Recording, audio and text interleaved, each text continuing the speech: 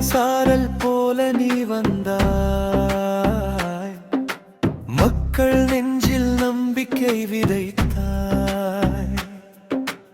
இருளில் தொலைந்த கனவுகளுக்கு விடியலின் ஒளியாய் நீ நின்றாய். உன் சிரிப்பில் அன்பின் மொழிகள், உன் பார்வையில் ஆயிரம் கனவுகள், கோடி நெஞ்சங்கள் ஒன்றாய் சேர்ந்து